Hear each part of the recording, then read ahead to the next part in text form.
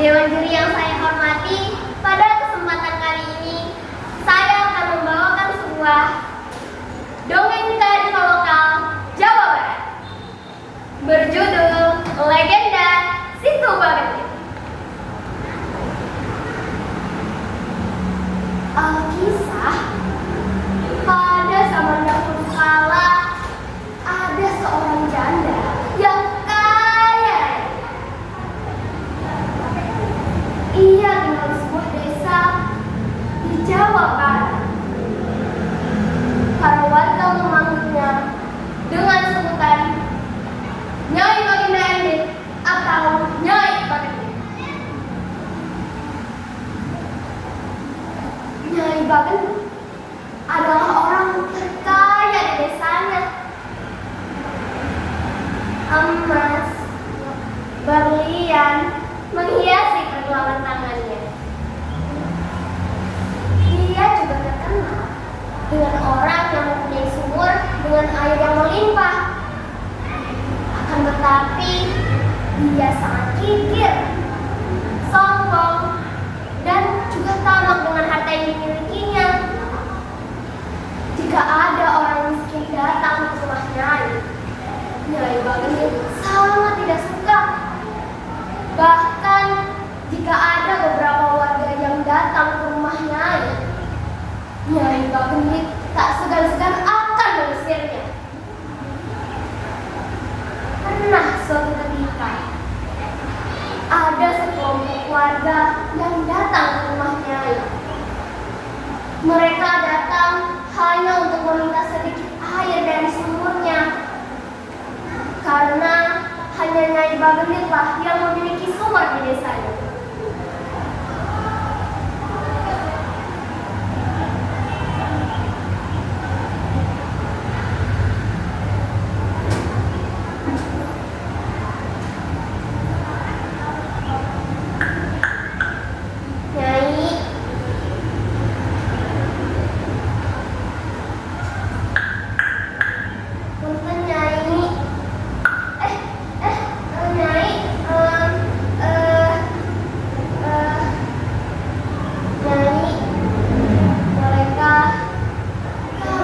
Sedikit air dari sumurmu. Sudah lama kami tidak makan dan minum, Nyai. Tolonglah kami, Nyai, kata beberapa warga. Nyai Bagendit menjawab, "Hai kalian semua, ini sudah sekian kalinya kalian meminta air kepadaku. Aku tidak akan sudi ya mengizinkan kalian mengambil air dari sumurku. Jika kalian mau, carilah sumber di tempat lain. Pergi sana kalian, pergi nggak? Pergi!"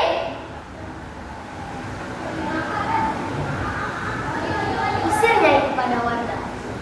Setelah kejadian itu, banyak para warga yang sudah tidak lagi meminta air kepada Nyai. Waktu telah berlalu. Hingga suatu ketika, datanglah seorang nenek tua dengan penampilan yang kumuh dan lusuh. Ia memegang tongkat di tangannya agar bisa menopangnya berjalan.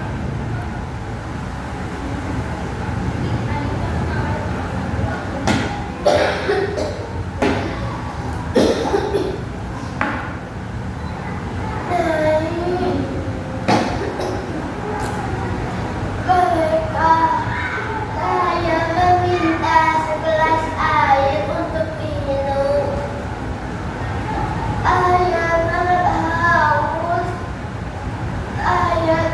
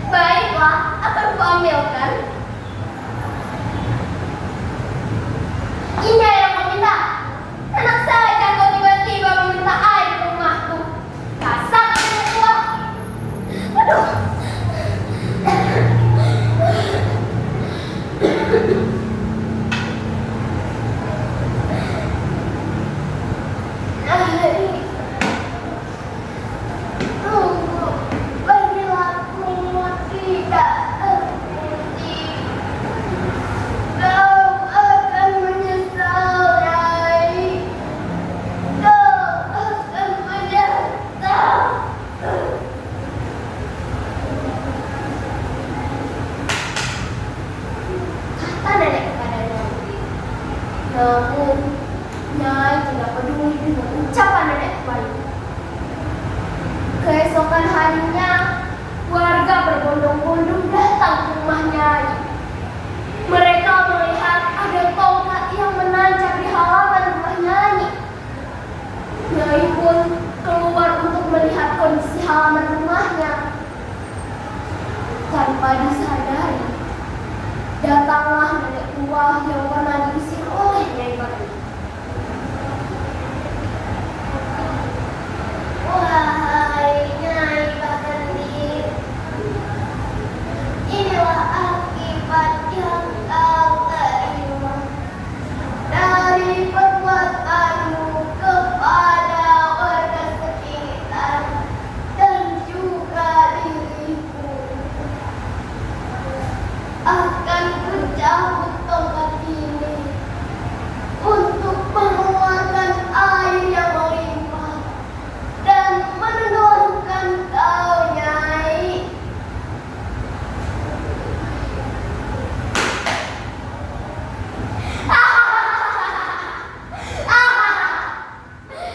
Coba saja nenek tua, kau cabutkan tongkat ini dan tenggelamkanku juga hartaku.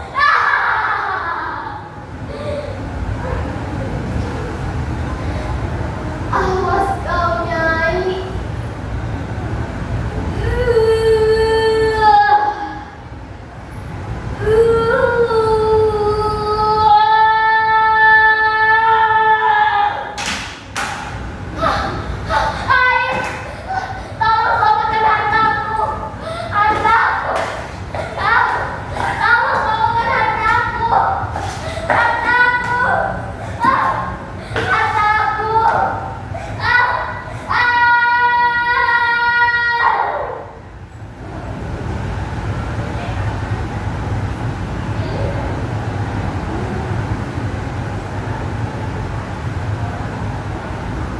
Hingga akhirnya Nyai terombang-ambing oleh gelombang air. Namun tidak ada warga yang sudi untuk menolong Nyai. Kemudian desa tempatnya tinggal berubah menjadi sebuah danau yang kini bernama Danau Situ Bagri. Dari legenda ini, kita bisa memetik hikmah bahwa sifat pelit, sombong, dan juga tamak dengan harta yang kita miliki bukanlah sifat yang baik. Sifat-sifat buruk juga justru bisa merugikan diri kita sendiri loh.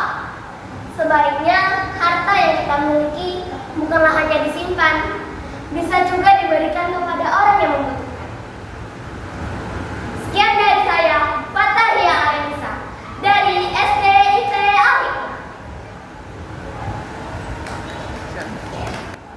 Dongeng Bunga Saru dari Jawa Barat. Hari ini, Prabu Tapagung satu hal yang penting. Saudara-saudara, aku akan memilih salah satu putriku untuk menggantikan tahta. Aku harap kalian semua mendukung keputusanku ini. Hormati ia seperti kalian menghormati. Kita beranak seperti semua berkata pasti aku yang dipilihkan kamu. Dan aku juga yang cantik. Prabu Tapa Agung melanjutkan katanya. Aku akan memilih Purbasari, putri bungsuku, untuk menggantikan tahtaku. Aku yakin dia bisa memimpin kerajaan ini dengan adil dan baik. Kebenaran yang mendengar perkataan ayahnya itu sangat takut. Hah? Kok adikku Purbasari menjadi ratu? Harusnya kan aku yang menjadi ratu.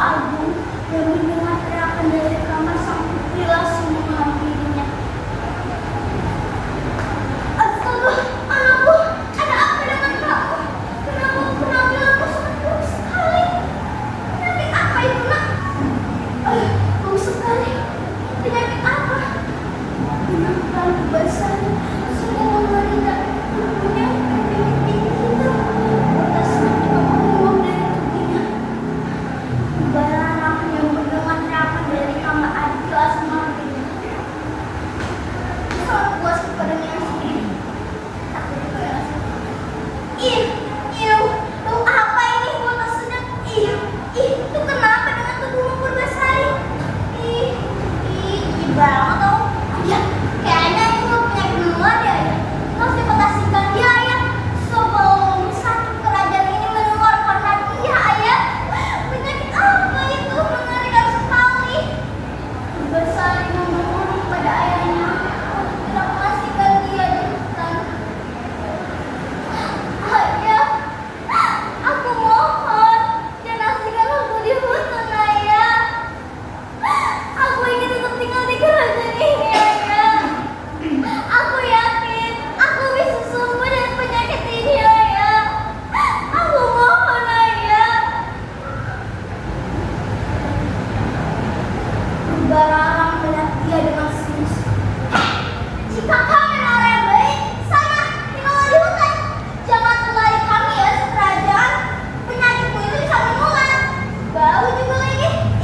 Sana pergi. Jangan tulari ya. Kalau kakak aku bimbang, dia kasihkan kepada Purbasari. Namun kakak tetap berbela yang benar. Dia memutuskan untuk mengasihkan Purbasari di hutan. Purbasari dibangunkan rumah oleh pemerintah induknya. Selama dia tinggal di hutan, dia ditemani oleh seekor kera berbulu hitam. Namanya adalah Lutung Kasara. Karena telah akrab, Purbasari menceritakan semuanya kepada Purbasari. Purbasari menjadi ibu kepadanya. Purbasari bertekad untuk membantu Purbasari sembuh dari penyakit. Malam harinya Lutung Kasara berkata dengan kepada Dewa. Dewa, ya Dewa, wujudkan permintaanku Dewa. Sekali saja aku ingin Purbasari sembuh dari penyakitnya. Ya Dewa, kabulkan permintaanku. Tak sampai 40 hari, Dewa mewujudkan keinginan Purbasari. Tiba-tiba muncullah anak kecil. Anehnya anak kecil itu berbau harum seperti bunga. Baunya sangat semerbak. Keesokan harinya, Purbasari dibangun oleh Purbasari dengan menarik-narik tangan Purbasari. Iya Lutung, iya ada apa? Kenapa kamu tidak tidur? Kenapa kamu menarikku? Wow, si bapak dan tolong itu di sini.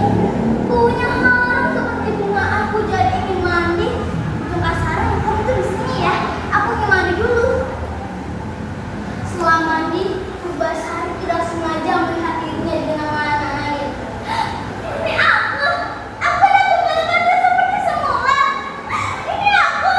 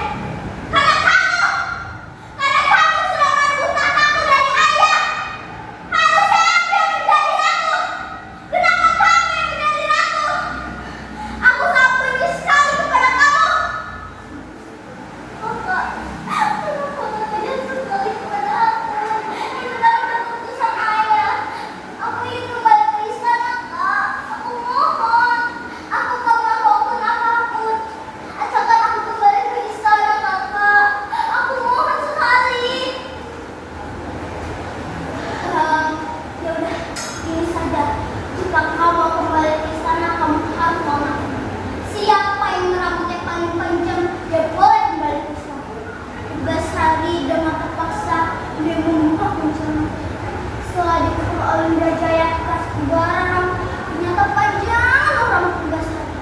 Karena tak mau kalah, Barang mencari dia lagi. Gini aja deh. Kalau kamu benar-benar mau kembali ke istana, kamu harus sekali lagi lawan aku. Siapa yang kasihnya paling nakal, dia bawa kembali ke istana. Mbak Sari bingung, karena aku jadi sendiri dan tinggal di hutan ini. Siapa lagi selain dia? Tiba-tiba aku semua terloncat. Aku ingin berkata, supaya kasihmu. Dengan terpaksa, Mbak Sari mengatakan kalau itu kasarmulah kekasihnya. Melihat itu, berasa kerain itu Mbak Sari. Kerain ini kekasihmu. Sepertinya karena kamu wanita ini membuat kamu jadi pintar ya. Maaf saja ya, tapi Indrajaya kekasihku tentu lebih tampan daripada perang ini yang besar. Mendengar itu, juga sarung lalu berkata dan mohon kepada dewa. Keajaiban tiba-tiba untuk sarung berubah menjadi seorang pangeran yang sangat tampan. Ketampanannya jauh melebihi Indrajaya. Barang tak percaya lagi. Tak, bukan untuk sarung kan? Kamu sarung itu kerak. Kerak. Kamu siapa sih? Ih, ya pasti ada kesalahan kan? Enggak mungkin. Tidak, Barang. Aku adalah pria yang kau benar tadi. Lutung kasar. Dengan itu, Barang akhirnya harus mengakui kalah. Maafkan aku ya adikku. Kau boleh kembali ke istana sekali lagi. Maafkan aku ya. Ayah sih melihat kamu lagi. Tidak kakak, walaupun udah kalah, kamu tetap kakakku. Aku tak mau kamu tinggal di hutan ini. Ayah Rika, kita kembali ke istana. Adikku, kau sungguh berhati ya. Ayah mengapa sangat sedih kamu. Ayo kita kembali ke istana. Mereka berdua akhirnya kembali ke istana.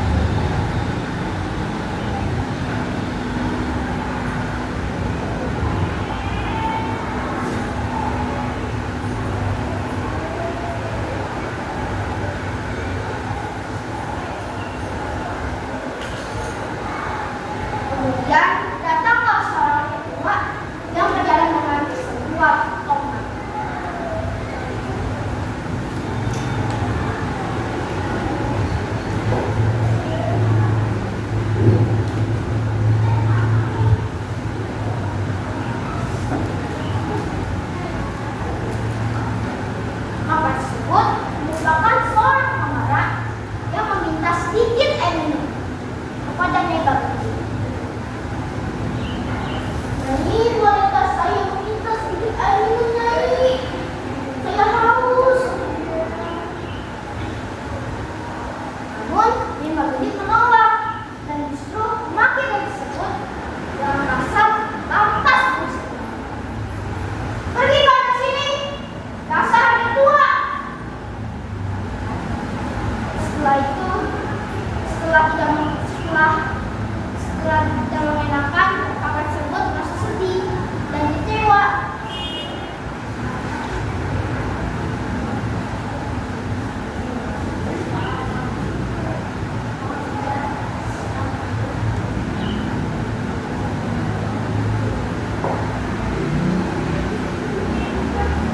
Kemudian dia nancap depan rumahnya, depan rumah Nyai Bagendit, sambil mengingatkan mereka tersebut mengenai pelajaran yang akan diterimanya.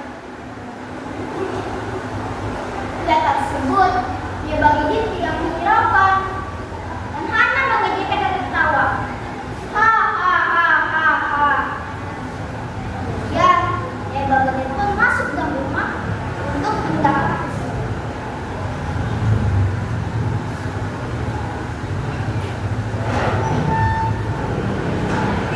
Setelah itu, orang tersebut dicabut tongkatnya yang ditancapkannya, yang kemudian mengeluarkan air yang sangat deras. Air yang mengalir tersebut menyebabkan banjir pada desa yang tempatnya Bagendit. Para penduduk pun berlarian untuk menyelamatkan diri.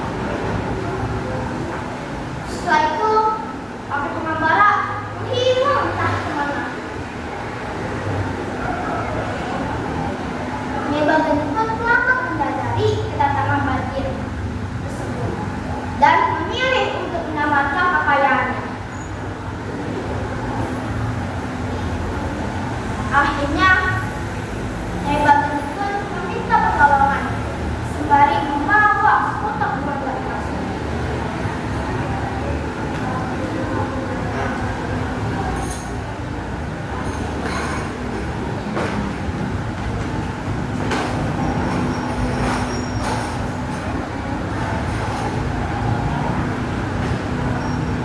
Naasnya, tidak ada orang yang menemukan Nyai Bagendit karena warga sudah menyengatkan diri terlebih dahulu. Nyai Bagendit pun tenggelam bersama seluruh kekayaannya dan banjir pun semakin meluap sampai akhirnya membentuk sebuah danau. Kemudian danau tersebut beri nama Situ Bagendit. Umur kakek sudah menua. Semoga, namun tidak kasih. Semoga bermanfaat untuk semua. Saya undur. Ya, terima kasih. Saya akan membacakan dongeng untuk Kasari. Karya Emran Kusuma. Pada zaman dahulu kala, tinggallah seorang raja yang bernama Prabu Tapaan. Dia adalah seorang raja paling baik. Ia memiliki dua orang putri yang bernama Nandang dan Purbasari. Prabu Tapaan berencana untuk belajar menjadi seorang raja. Dia menyuruhkan Purbasari untuk menggantikannya. Purbasari, karena ayah adalah bencana putra saya, jadi kamu yang gantikan ayah ya. Iya ayah. Jawab Purbasari. Hal tersebut bukanlah menjadi sangat marah. Ayah tidak bisa memilih dia menjadi seorang ratu. Aku lebih tua dari dia. Seharusnya aku bukan dia.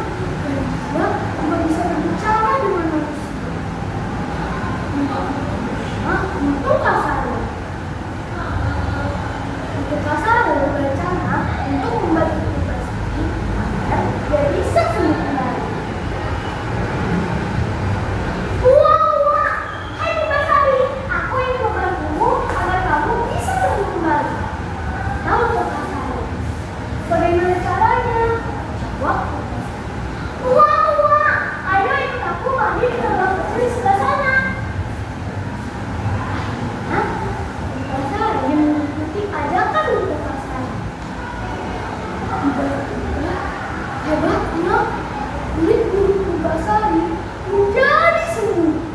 Sekarang dia memiliki kulit yang cantik kembali. Kemudian Purbasari meminta Purbasari untuk menemaninya kembali ke istana. Sesampai di sana, Purbasari sangat terkejut melihat Purbasari menjadi cantik kembali. Dia tahu dia harus mencari orang lain. Tunggu, mereka yang memiliki rambut lebih panjang yang akan menjadi ratu. Dan masih aja menunggu rambut. Ternyata rambut Purbasari jauh lebih panjang. Tapi Purbalala tidak menyerah. Tidak menyerah. Dia berkata, ratu harus memiliki suami yang tampan. Jika tunangan saya lebih tampan dari tunanganmu, maka saya yang akan menjadi ratu di sini.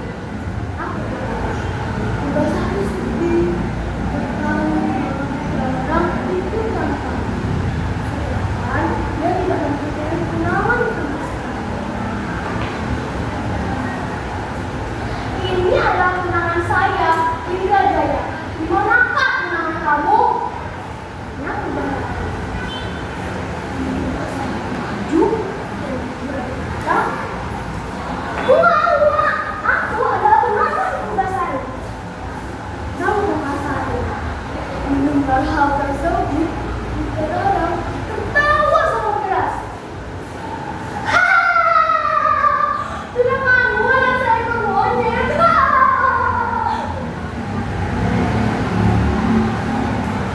Coba Purbasari berubah menjadi seorang pria yang sangat tampan. Bahkan ketampanannya melebihi dari Indrajaya. Akhirnya Purbasari menjadi ratu. Dia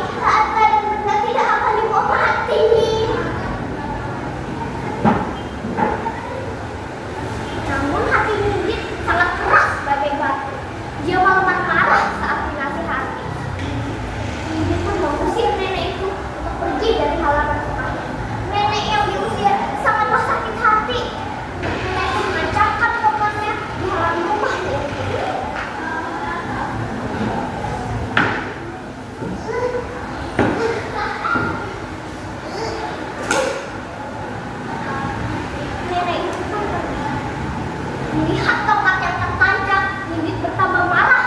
Karena mengganggu memandang tamannya yang indah, Nindit pun mencabut tongkat itu dari halaman rumahnya. Tiba-tiba air memancar deras dari lubang bekas tancapan tongkat itu. Nindit mundur karena merasa terganggu dan takut. Nindit meminta tolong kepada para warga untuk menyelamatkannya. Air! Air! Tolong! Tolong!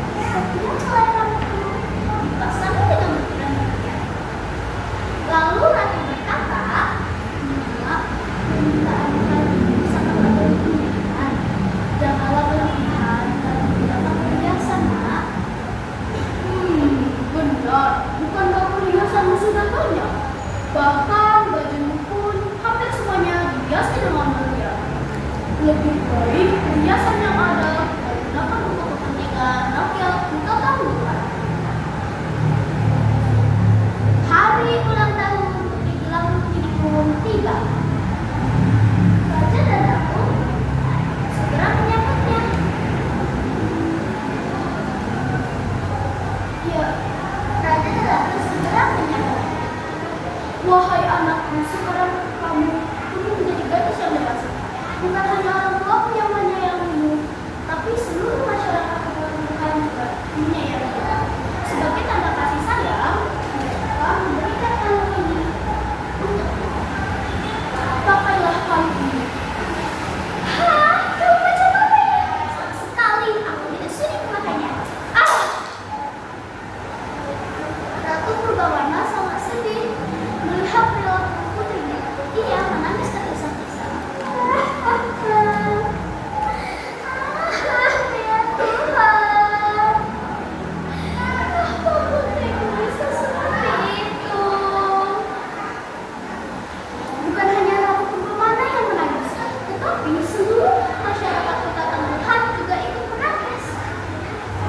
Karena tangisan tiada henti tersebut, seluruh istana pun banjir dengan air mata. Bukan hanya istana yang banjir dengan air mata, tetapi seluruh wilayah kerajaan juga ikut banjir dengan air mata. Lama-kelamaan, karena tangisan seluruh rakyat yang tidak berhenti, akhirnya seluruh wilayah kota Tandukan pun tenggelam dengan air mata yang menjadi sebuah telaga. Telaga itu sangat indah, ada berwarna-warni, apalagi air sedang cerah. Warna tersebut masih dipercaya sampai sekarang berasal dari perhiasan Putri Gilang Putri yang tersebar di dasar telaga. Sejak itulah